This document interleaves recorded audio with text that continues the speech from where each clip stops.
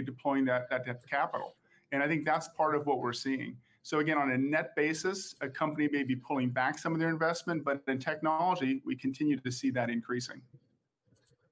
Mark, you all reported revenue of almost $99 million for the quarter. Looking into the fourth quarter, you're looking at revenue of $102 to $103 million. As you start to head beyond that and into 2021, what's the magnitude of gains going to look like? Are you going to see some moderation kind of coming out what has been a hot period? We have not provided guidance for next year, and I would say that it is as much a function of the macro situation as it is a function of the receptivity of some of the new things that are coming on. So I think investor response has been a combination of both really nice performance within both that mid and large enterprise space, combined with roadmap that is really unlocking some new opportunities. So again, we'll be reporting out guidance with next quarter's earnings, but we expect that the market remains very vibrant in this category. Mark, since the last time we spoke, we've had a big deal in the space with Salesforce scooping up Slack. That's really one of the first transactions of a bigger company buying a smaller company in the work from home space. Do you expect a wave of consolidation now because of that deal? And how do you expect to, does that change any planning for your business? It really doesn't change the plan. I think when we look at a company like Salesforce entering the communication category, it seems like a logical extension. They're really serving principally sales and service representatives at companies today with Sales Cloud and Service Cloud, and letting them diversify into this communication realm and potentially helping that energize some of those other properties seems logical. I don't believe that one transaction causes this cascading effect. I think each of these are very situational. I think for Salesforce, they have their strategy and their approach. I don't think that necessarily maps to other large caps. Mark, at the same time, do you think it makes it harder for you to compete when you have this consolidation where a Salesforce, for example, can offer a bigger suite of product offerings to its customers? I think when products are similar, I think that is a risk. I think when they are dissimilar, like in this case, we are a Slack customer, we're mutual customers of each other, they're very different products. So I think when you see synergies, like we partner with Slack, we partner with Salesforce, those products tie into one another with Smartsheet, I think there actually could be some benefits. I think it's a different case when you have a direct competitor teaming up with another company. Gotcha. All right, Mark Mader, thank you so much for spending some time with us today. He's the CEO of Smartsheet. Thanks again for your time. Thank you. All right, and switching back to the IPO front, just wanted to bring you some more headlines. Remind you that DoorDash's opening range is 125 to 130, but we're also now getting some headlines on Airbnb. It prices after the close today, and Dow Jones is reporting that we could see a $56 to $60 range on the pricing for those shares. Just as with DoorDash, we have been seeing some strong demand for Airbnb, so it should begin trading tomorrow. So we'll be going through this all over again as we await the start of trading there. So we'll be continuing to watch that. But when we come back, we will be continuing to watch a new alternative investments platform. Stay with us.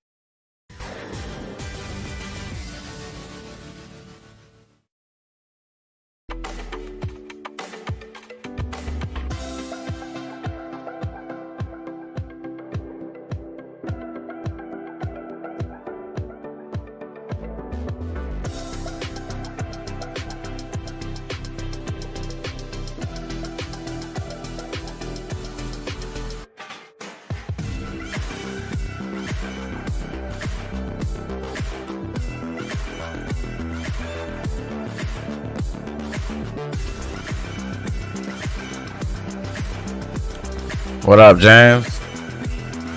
Am I doing paper trading? Nah, bro. I trade real money, bro. Not paper trading. Why you ask?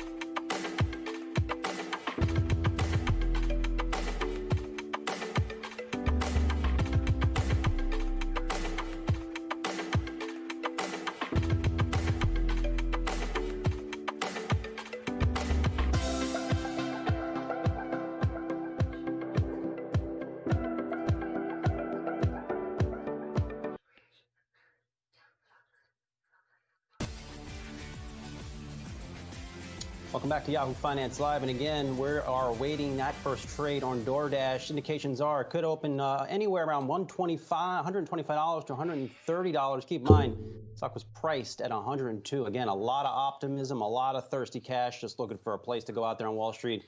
An early indication suggests that they may have found it in DoorDash today and potentially Airbnb tomorrow. Okay, in the latest Yahoo Finance Presents, Dan Roberts spoke with Indiegogo founder and CEO Vincent Founder and Chairman Slava Rubin about the launch of his new alternative investments platform. Take a listen. Yeah, we're really excited to announce Vincent. You can find it at withvincent.com, and it's a marketplace to find alternative investments. So with my experience at Indiegogo, I continue to have seen continued growth in alternative investments. And we just thought that in the last decade, there's so many new platforms that are offering alternatives, whether it's art or cars or real estate or farmland or wine or trading cards, et cetera, et cetera. But there's not one place where you can look at all of your options and discover and diligence those options. I just need one more place. Vincent is. I need one more trade. That's all I'm looking for right now. Kayak, an aggregator across all alternative investment options. And we're looking to build the largest database of alternative investments on the internet. Now, Indiegogo obviously was crowdfunding and has gotten very big. CPB earnings. Household name. Let's see. Kind of naturally makes sense CPB for you as the earnings. next step. It's If gonna we take a zoom out while little, anyway. what are you seeing happen with various alternative Campbell investments? Soup, I think, right? Especially with young investors. I gotta wait this one out. 2020, we've seen kind of the rise. I was of a the Campbell Robinhood Soup at one investor, point. Regular young Let me people, set my alert we for at Yahoo this. Finance call them retail investors, but people who may have been stock market newbies who have gotten into buying stocks, and now you could bring in cryptocurrency, you could bring in gold. There are a number of types of investments that young investors are sort of suddenly waking up to. Were you observing that trend, and is that why this was the perfect timing for Vincent? That's exactly right. So originally, even Indiegogo wanted to offer investments back in 2008. We helped pass the Jobs Act and then had our own equity crowdfunding platform. That's where we saw the appetite for all of these alternative investments. I think in the last 20, 30 years, people have done a great job to really learn how to do equity trading. I had to set an alert for this. Equities, and Robinhood is the apex of really making it mainstream, of getting everybody involved. But I think the next frontier is alternative investments, more of that opaque market that we don't have that transparency, and that is where you can create wealth. In today's zero interest rate environment, you need to find a place to put your money. And all of these alternatives are really flourishing. I feel like this is a good place right here, to be honest. Almost an all-time I feel like this is a good buy, gold very high. but I don't know. I don't see enough for it to tell high. me yes, These because private this companies big going gap public, right here. like DoorDash or Airbnb. Really, all these private markets are very hot right now, and they're very fragmented and opaque. And I think this coming decade, we're going to see a lot more transparency for alternatives, kind of what's happened with Robinhood for public equities. Now, you mentioned Bitcoin and wanting Vincent to include cryptocurrency. There's such a range here of assets that you guys. I'm worried about this gap. I don't know if it's going to try to come down and fill that gap or not. So I need to let this play out a little longer We've had the StockX and see where it's going to go. Baseball cards, as you mentioned, have Like, really become bigger than ever amid the pandemic. every one of these bars represent a week, so if I can see consistency of it staying in this area, then I'll buy. If not, I have to wait it out. But if it does come down to 193, I'm definitely going to buy it. So I have to wait. As opposed to just, we're a marketplace for this one type of asset. You nailed it. So there are tons of different platforms, and we know that people want to see their options. Look at that. Damn, I would have took that up too. Then people might go to that site. But how people are thinking is they have disposable income, and they have money that they want to invest, and they just don't know where they want to invest it. And during our friends and family opening the last couple of months, we've already seen that data. On average, a Vincent investor is looking at 25 different deals. And 70% of those people are looking across multiple asset classes. So you're not coming in knowing exactly what you want. People are looking to understand what their options are. Most people don't even know that litigation finance, that they can invest in a lawsuit to try to get money back. And of course, we continue to keep a very close eye on DoorDash. The stock is now indicating to open about $130 to $135. Before we tossed that video, was indicating to open $125 $230. And keep in mind, again, the stock priced at about $102. Clearly, enthusiasm is starting to build on DoorDash. And also keep in mind here that you can follow this action live on the DoorDash Yahoo Finance ticker page, which I'm looking at right now. You can see the trades there and also all the stories in the lead up to the IPO. And do stick around, much more ahead on Yahoo Finance Live.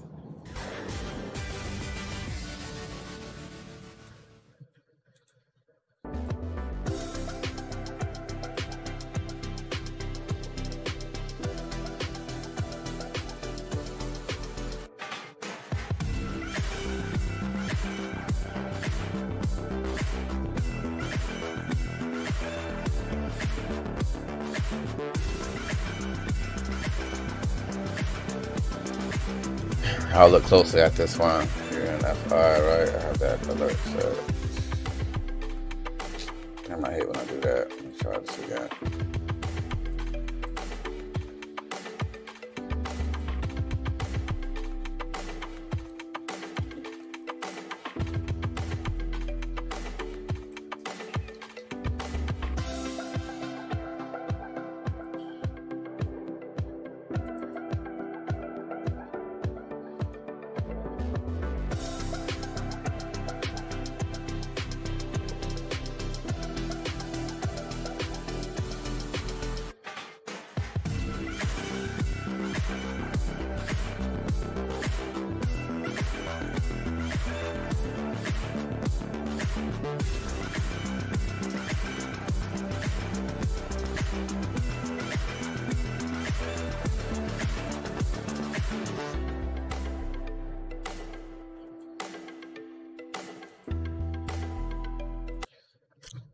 Still looking for something to get in.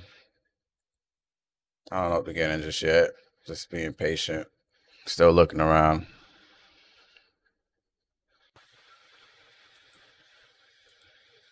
Still looking around.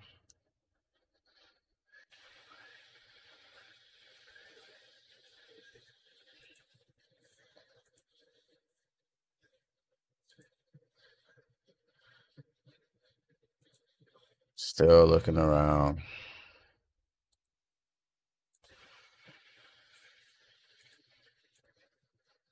Now 130 to 135 after pricing the shares at 102. So we'll see where it ends up, but definitely there has been a lot of demand. Also wanted to mention another IPO that we are awaiting. It's I might. I don't know. Sequel.ai. We'll see. Remember, this is the company that was founded by Tom Siebel, formerly of Siebel Systems and of Oracle. He will be joining us later on in the morning as that company gets closer to opening up. You see there that the IPO priced at $42 a share. I might get DoorDash and then sell it because they might shoot up.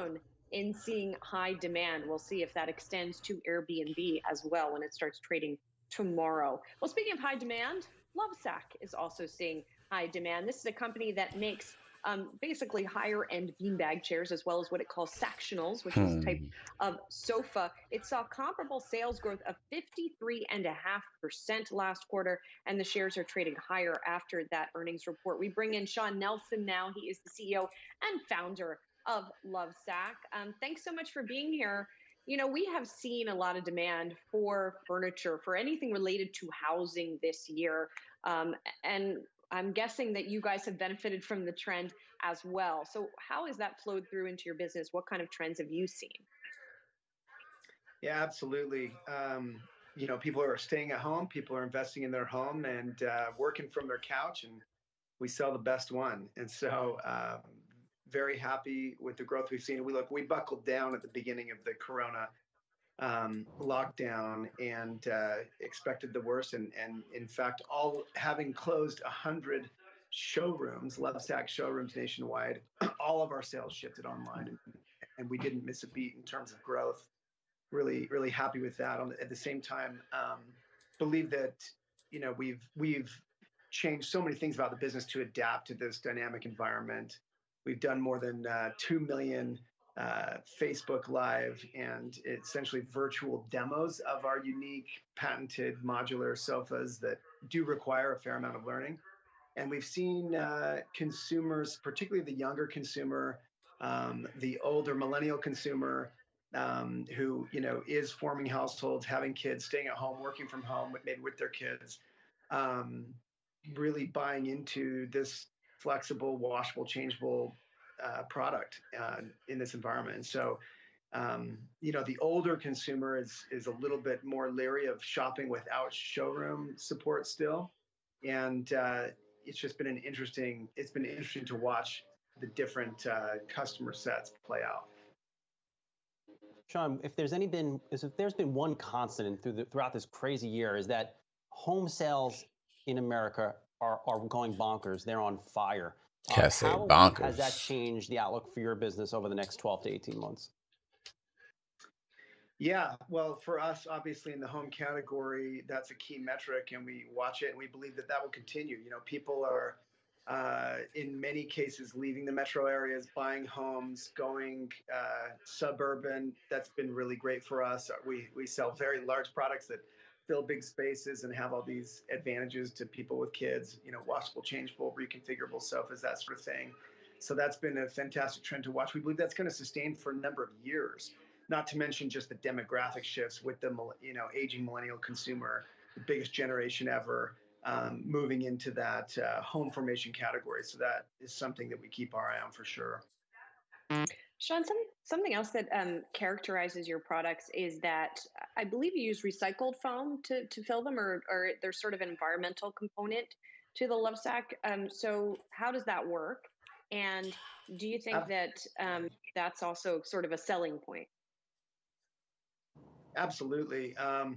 So the Sacs, which, we derive our name, Lovesac, kind of made us famous. If you've ever seen an 8-foot not beanbag chair in someone's home, it's the Lovesac filled with shredded foam. We buy the foam scraps from our couch competitors. Everyone who makes couches throws off a lot of waste. We shred it up, put it inside the Sacs. The Sactionals, which you're seeing on the screen, evolved from that. In our showrooms, we had couches. People were interested. We developed the only washable, changeable, reconfigurable couch that can grow with you over life. And essentially, I own pieces in my own living room that are 12 years old now, mated with pieces that are 12 months old. You can add to it, grow it, change it, wash it forever.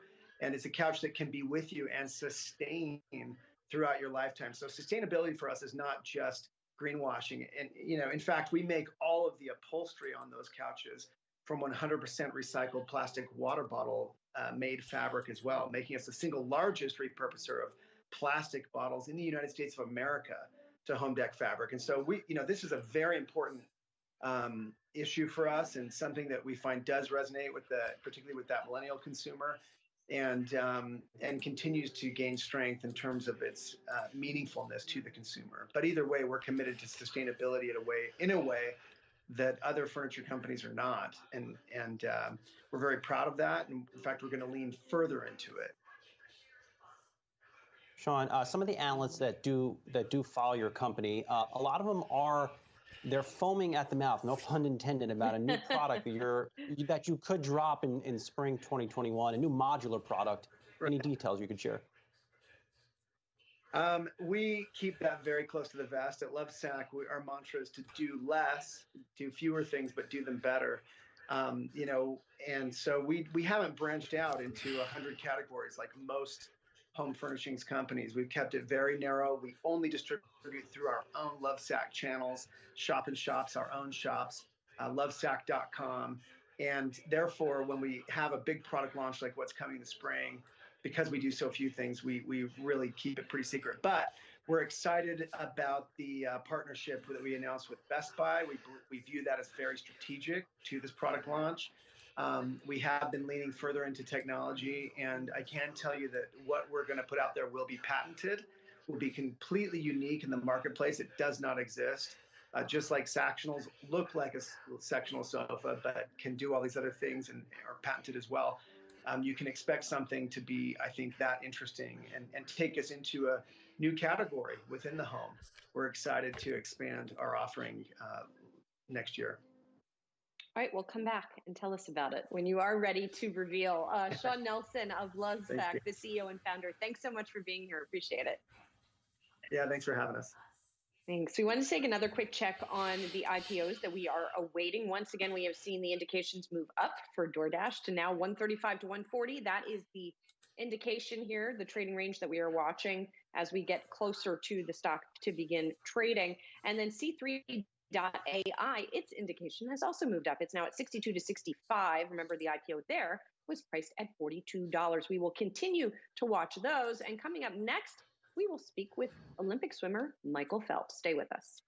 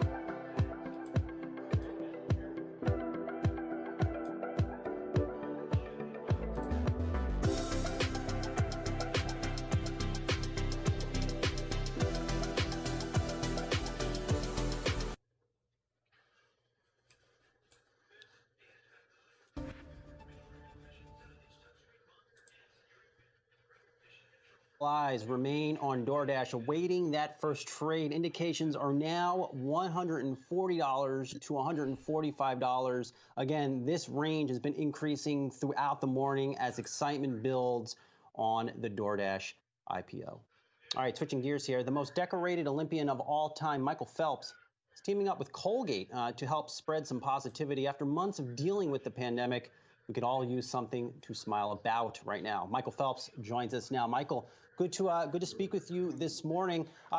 You're working on the Colgate Optimism project. What is that? And then secondarily, how are you? You know, our entire team read a really powerful piece you penned in May on ESPN about how you've been dealing with mental health issues during the pandemic. How are you?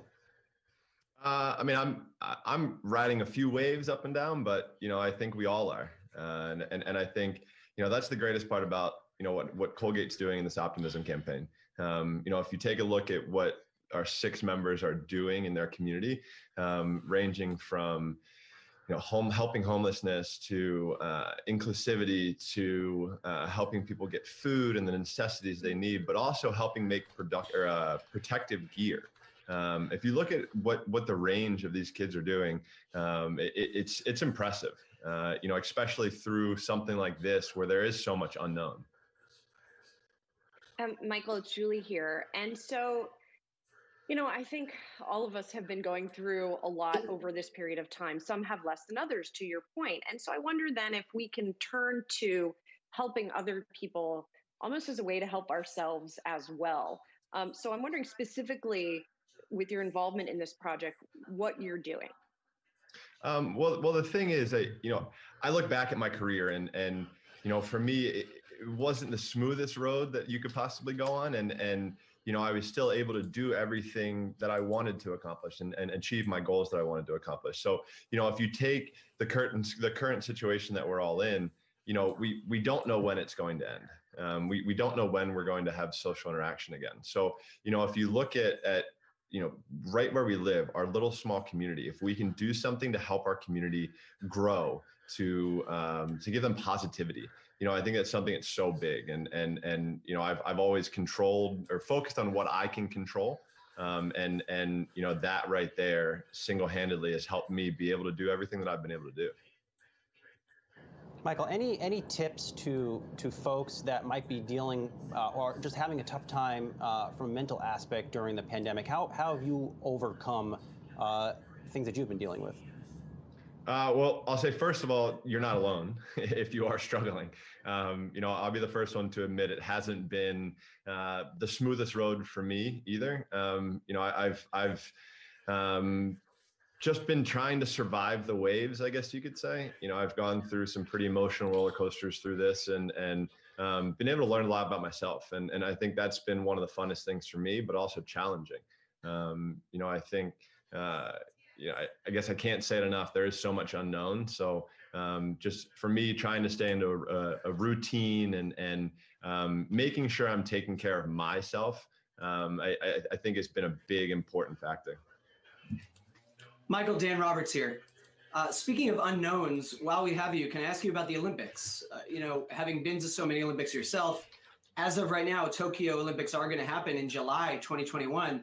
But can you tell us a little bit, what would it be like for Olympic athletes who thought they were going to be there in 2020 to have to delay a full year? I mean, obviously there's the training regimen. There's, for the older athletes, maybe they were going to be able to compete 2020. When you delay it a year, maybe that makes them unable to compete. What are people who are still in the Olympics going through? Well, I would say it's probably more of a mental challenge than anything else, because I think, as an Olympic athlete, we kind of work in 4-year quads, right? So, trying to not only get physically ready, but mentally ready as well. And then you get a wrench thrown in there.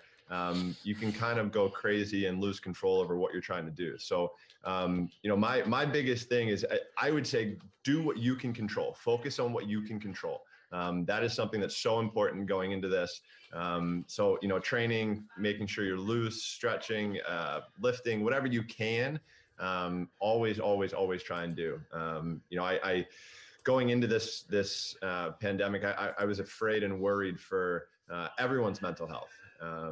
So I think, and I hope that this is a good time that we've all been able to take that step back or take an extra breath that we need, to ground ourselves, to make sure that we're being our best selves. And then, Michael, we cover the big sports business, sports apparel names very closely. You are still an Under Armour sponsored athlete. You're still doing new ads with them. You've used that platform for good. We've covered kind of the business challenges of Under Armour in the last few years. Now the company is launching a Curry brand, but really in the last kind of 7 straight quarters, that company has struggled in North America. I always love to ask, guys like you who have endorsement deals, does such a thing matter to you? Do you follow the business ups and downs of Under Armour, and what are you up to with the brand lately?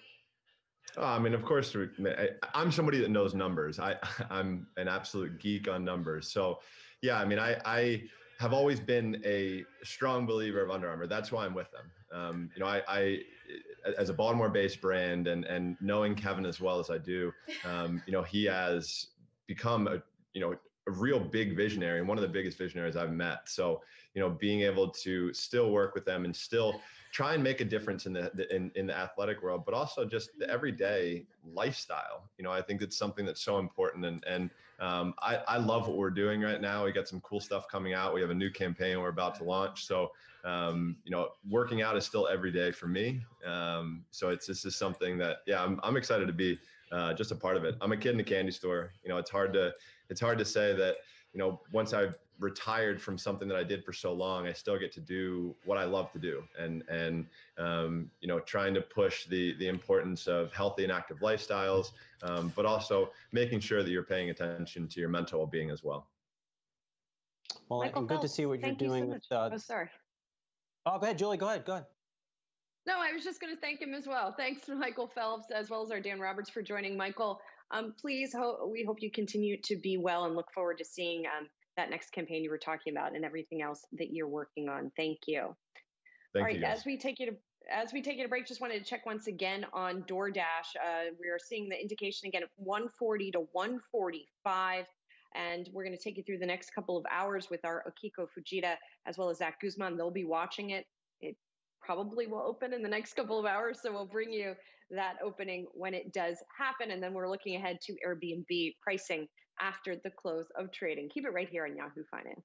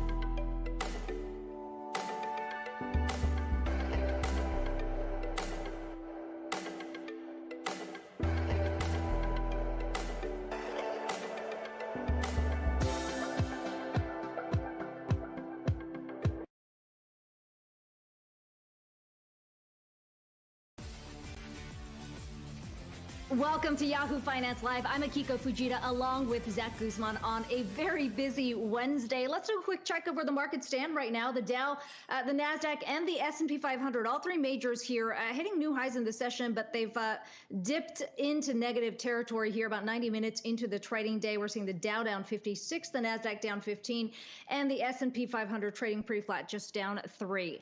Dashing ahead, food delivery service DoorDash making its public debut today. Investors clamoring for a piece of the rapidly growing sector as shares price well above its initial range. You see right there, it is trading, or it is indicating, in the range of 145 to 150 now. Betting on AI, C3.ai also going public today. We're going to be speaking to the CEO and founder, Tom Siebel, in our noon hour. Certainly a very busy month already in December here, on track in terms of IPO volume to break that record we saw back in December of 2001 and 2003. But let's begin with DoorDash, because we have been awaiting those shares to begin trading any moment now.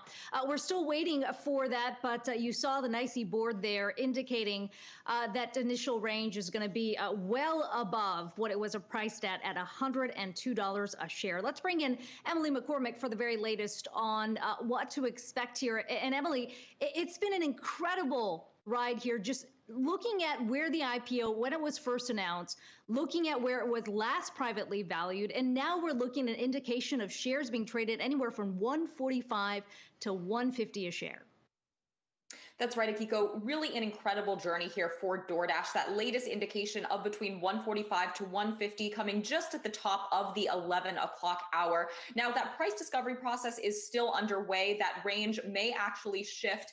And once we see that bid-ask spread start to narrow, that really will start to suggest that we are about to see the opening trade underway for DoorDash. Now, just taking a look at where this company actually priced its IPO yesterday, that initial public offering was actually even bigger than expected. The food delivery company sold 33 million shares at $102 a piece, and that actually exceeded the range of between $90 to $95 that DoorDash had used to market its shares, which in turn had already been an increase from last week's $75 to $85 per share range. So really a testament to the rising demand we've seen just in the past couple of days here for this stock.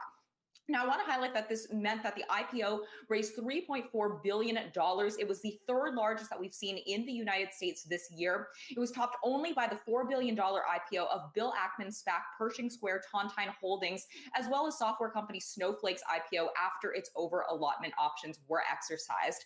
Now, that pricing for DoorDash also implies a valuation of $38 billion here on a fully diluted basis. But again, we are seeing that indication higher here, so that valuation will in turn also be climbing in tandem with this share price. Now, taking a look here as we await that opening trade, also worth looking at DoorDash's recent operating results.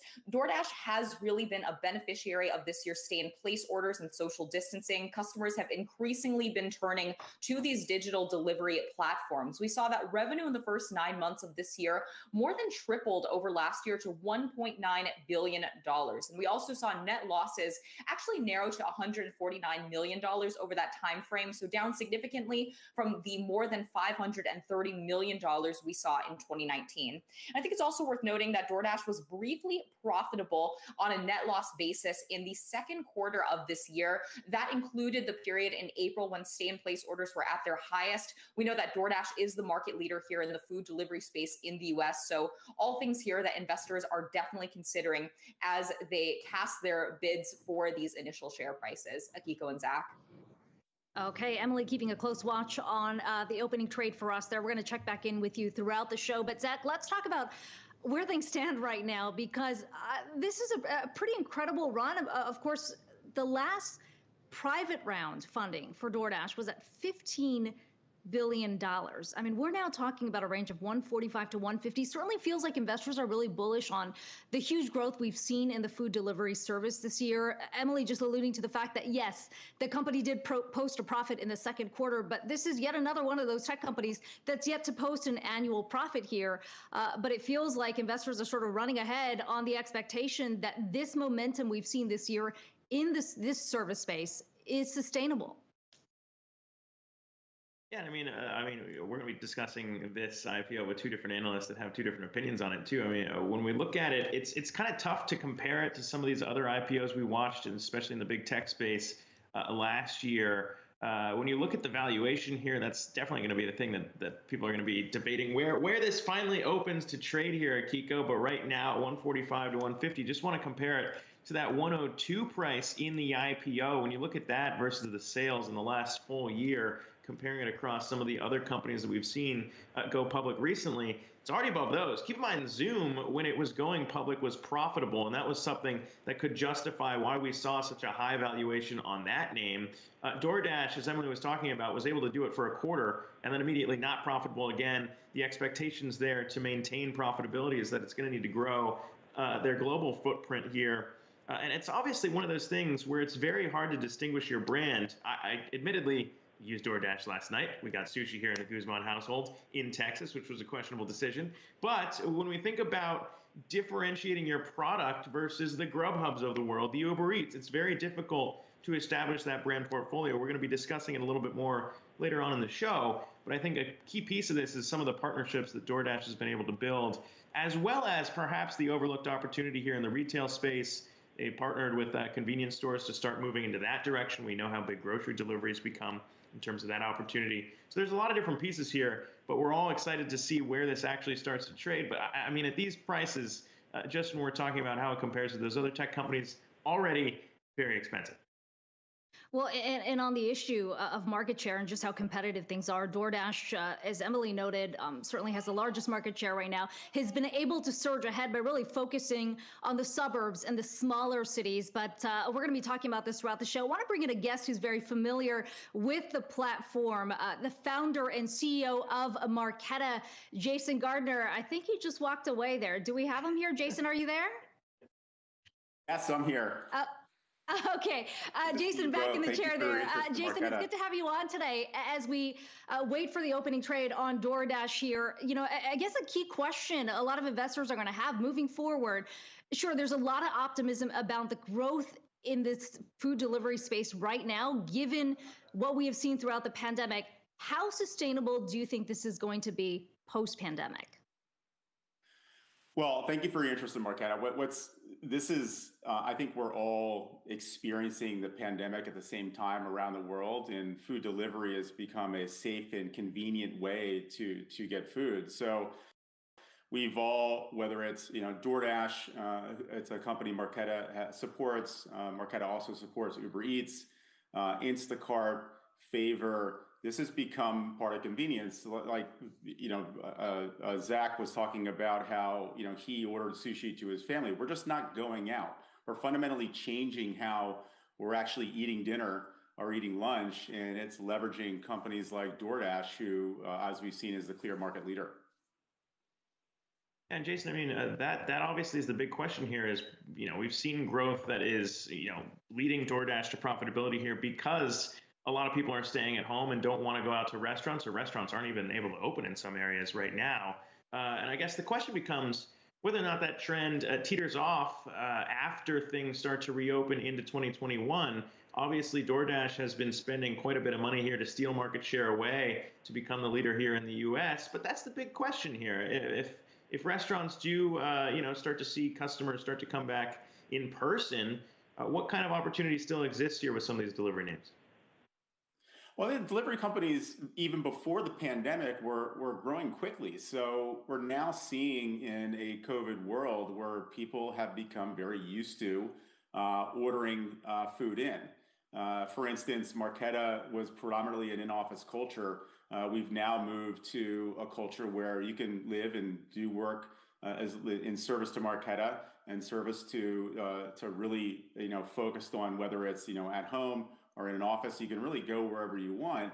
And we've seen the massive growth in food ordering, obviously the DoorDashes of the world that have experience. But again, Marqeta and how even I order has changed fundamentally.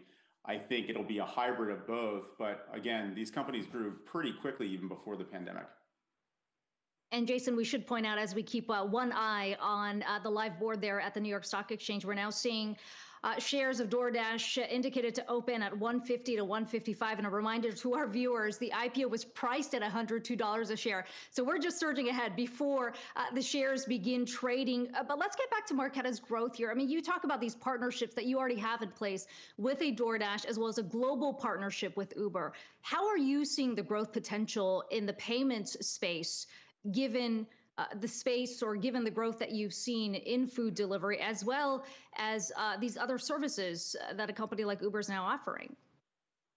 Yeah, so Marqeta works in a number of different verticals. Commerce disruptors, where on-demand services is. We also work in digital banks, large tech companies, large issuers like JPMorgan Chase. Specifically Uber, we've been supporting Uber Eats for a long time now. Now, as we've announced a global partnership with Uber, they're leveraging our critical infrastructure to build card products. And Marqeta is an open platform, so companies can build Visa and MasterCard card products. They can be consumer use cases.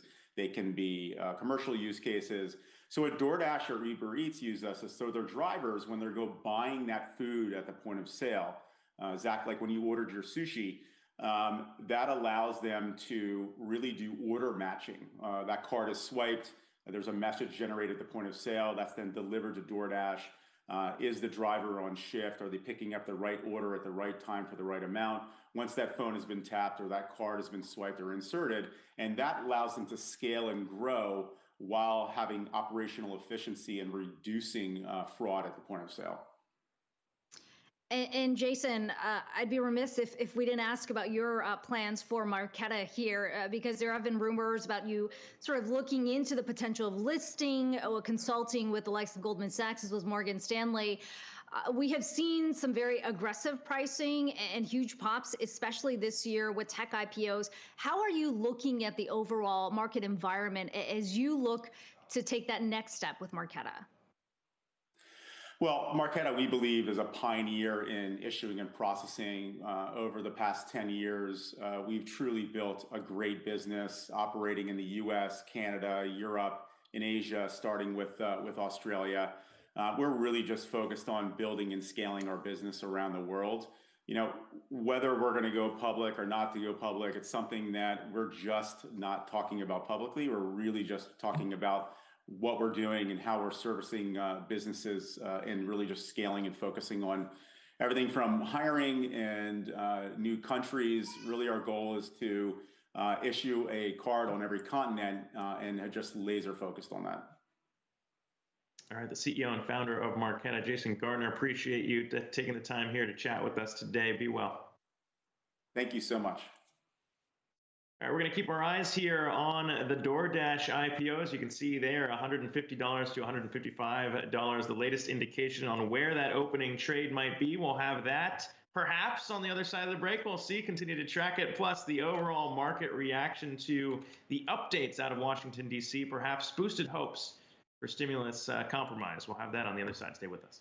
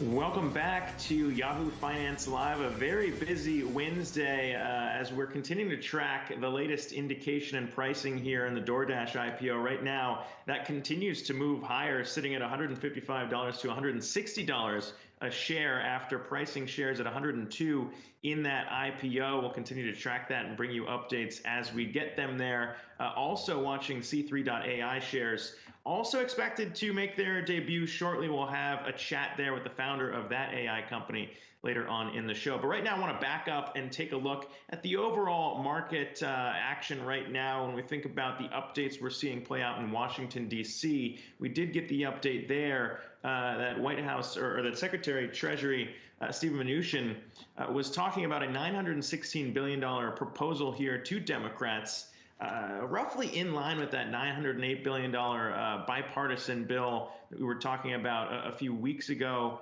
or earlier in the month rather, just to kind of talk about where this is heading in D.C. ahead of that stopgap spending bill extension. For more on the market sentiment around that as we see the overall indices trading lower today, I want to bring on our next guest. Cameron Brandt is EPFR Director of Research. Cameron, appreciate you coming on here. Obviously, a lot of the excitement here today is going to be around these companies making their public debuts, but where we're sitting at right now in market sentiment, I don't know how much expectation is behind the renewed stimulus discussions now, but what's your take on maybe why that's not the most pressing things for investors?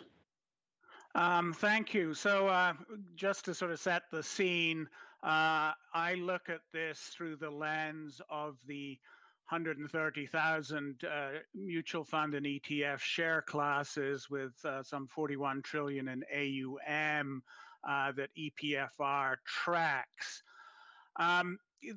there's been an awful lot of noise lately, especially with the election. So I think as the year comes to an end, there's definitely some broader trends going on that you probably have more heft going into 2012 than the sort of noise from well-received IPOs and where we see the indexes going.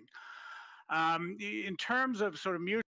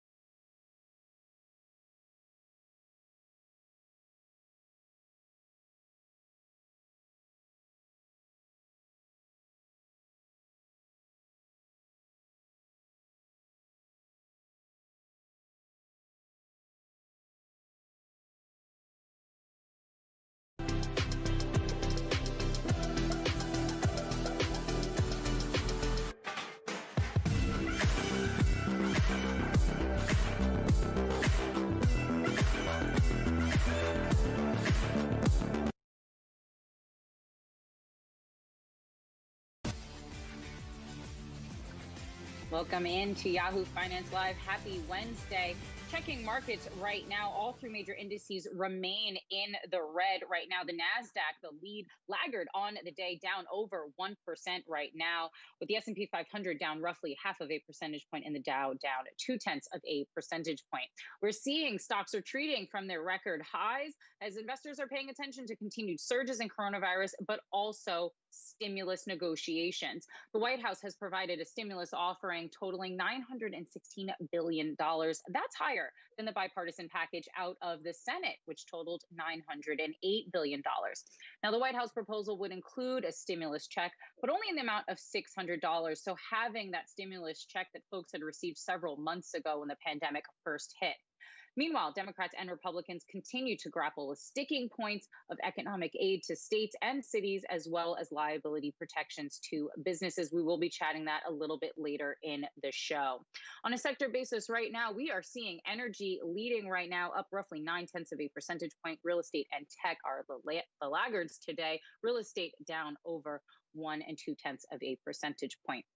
But I want to start now with DoorDash. That stock just started trading. We just heard Akiko and Zach talking about that stock in the last show. Right now, it is popping up over 78% right now, started trading just a couple of minutes ago. And I also want to look over at some other stocks right now, because we will be chatting DoorDash a little bit further in just a couple of moments. But want to take a look right now also over at Chewy, down over 1.5% right now. That online retailer reported narrower losses than expected, but did have positive outlook going forward. It had been in the green just a couple of moments ago. It has flipped into the red, down over 1.5%. In the green right now, we have Roku up 1.6 percentage point. It got a raise in its price target from Citi to $375. Right now, it's at $311. That's a high on the street. Again, that stock is popping. But again, all eyes are on DoorDash right now after it started trading. We had seen some run up in the price action. Let's go to Yahoo Finance's Inez Ferre with more details on what we're seeing in the early trading action for that stock. Hi, Inez.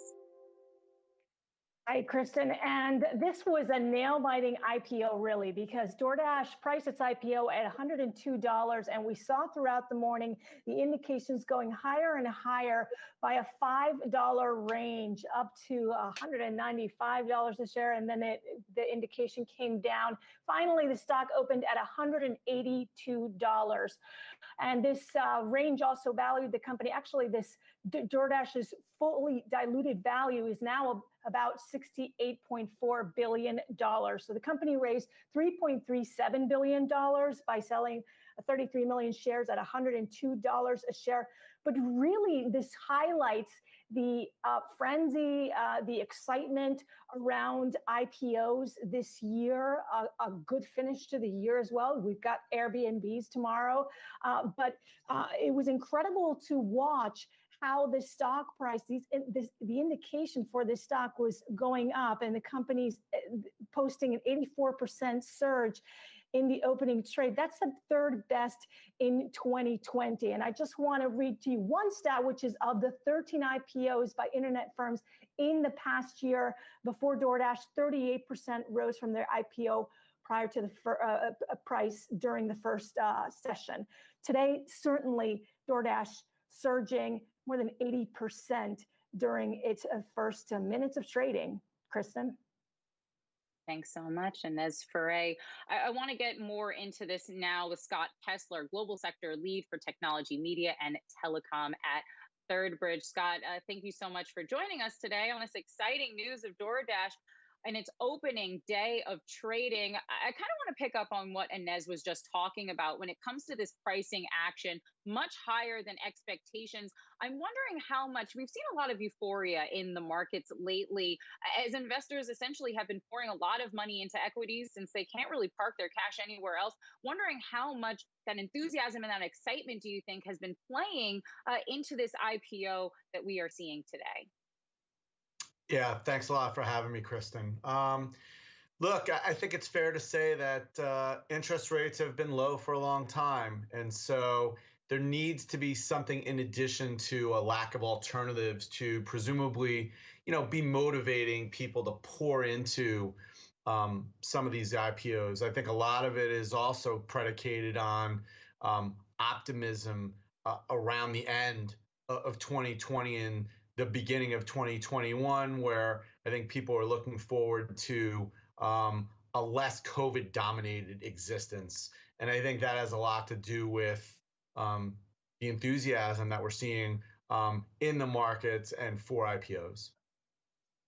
So to that point, because DoorDash was one of the biggest beneficiaries of the pandemic, the revenue jumped more than 250% in the third quarter. However, there is a huge question of what happens to the consumer habits once this pandemic is over. What do you think the bull case is there for DoorDash? Do you think folks are going to continue to order from restaurants at the same speed and growth that they did throughout this pandemic? Yeah, I mean, I think that's a question across a number of different areas that have been favorably impacted by the effects of the coronavirus and people essentially being at home more.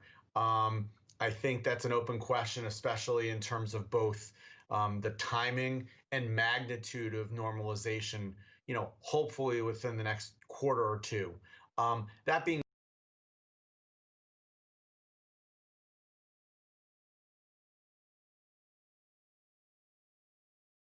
the 9 months ending in September, I think many are anticipating that those rates of growth will slow.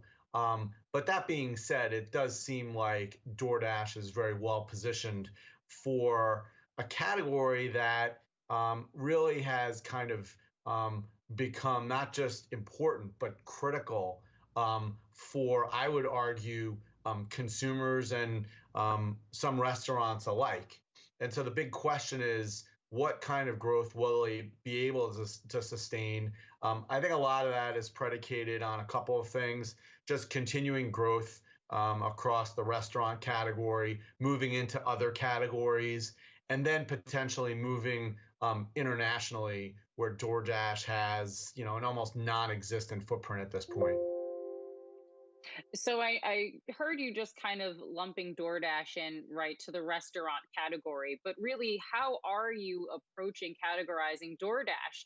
If it is a tech company, high growth, do you think that it could be under pressure next year, as we've seen some investors rotating out of that sector in favor of some of these other sectors that have been really beaten down throughout the pandemic? I'm wondering if DoorDash might essentially get caught up in that, get swept up in that group, and as a result, that it could be a headwind, at least in the next year or so.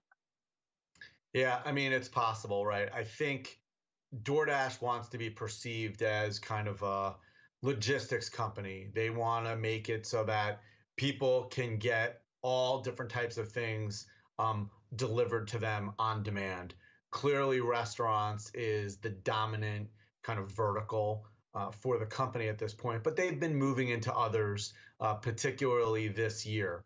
I'm somewhat skeptical about the extent to which they can do that extremely successfully. I think it's a very challenging kind of undertaking for them. Restaurants and delivering hot food is hard enough, but working with all different types of merchants and vendors for all different types of products, I think that's going to be something people are going to be watching closely. That being said, I think there was considerable skepticism about the company, frankly, just maybe a couple of quarters ago, in terms of their ability to execute and push towards profitability. Now, if you look at consensus estimates, this is a company that could deliver profits next year, possibly.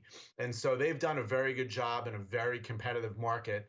But one other thing to watch is what happens, in this broad market. There's been a lot of consolidation. I think many are expecting more. And we'll see to what extent DoorDash is able to not just retain its leadership in kind of the meal delivery category, but expand elsewhere and continue to be successful. It's an interesting point that you're bringing up, Scott. It actually reminds me of Uber, which tried very hard to expand both internationally, but we also saw expand into other markets. Uber Eats, for example, is one of DoorDash's competitors, and Uber has largely struggled, really, as some criticize the company as being spread a little bit too thin, and really needs to focus on its core business. I want to ask you about regulations. This is something that we talk a lot about, at least when it came to Uber and Lyft in terms of gig workers. They've, of course, recently won that fight when in California, but wondering what else you might see coming down the pike in terms of regulations that could be impacting DoorDash, not just in terms of classifying their workers as full-time employees, but also their fees. So for me, I just got into DoorDash. That's more of an investment, though. I think it's going to go up because of the pandemic. So it's just a matter of time. I'm wondering if you think that DoorDash might have a nice investment player for the long run. The thing about DoorDash is even before the pandemic, people have been using it. So yeah, I think it's I still see it doing good. It just came out, so of course it's gonna move around the way it is. So is reasonable, or that's more of an investment play for me, because right now I don't have any investment stocks except for that and Apple, because I sold, you know, a portion of my investment plays. So only that and Apple I have for investment. So I needed to get something. Fee percentage for these companies, including DoorDash. So the short answer is, I think this definitely is an issue. I think it's kind of a difficult argument. I don't invest much in my investment plays. Only the trades I invest the most in, only because I like to get in and get out. The investment ones I'll just get out at a time where I feel comfortable in the future. You'd have to acknowledge that companies like DoorDash essentially are enabling more business for restaurants that don't have the ability to kind of take, process, and deliver orders, especially outside of their core kind of zone of focus. But that being said, I mean, I think a lot of municipalities have been looking at this. I would expect that you'll see, you know, more pressure in general about making sure that those fees are not excessive. But to your point, as we come out of the pandemic, you made this point earlier, it's going to be interesting to see to what extent people are increasingly going to take out from restaurants and utilize DoorDash. So there is kind of a balance there, and it remains to be seen how that plays out. But I guess to answer your question is all right, chat. I think this is guess I'm done for the day. And I think it's I'm a swing trader, so the market's going to move a bit slow. So if you guys got any questions, feel free to join my trading group, and you can ask me questions inside the Facebook group, and I'll answer them.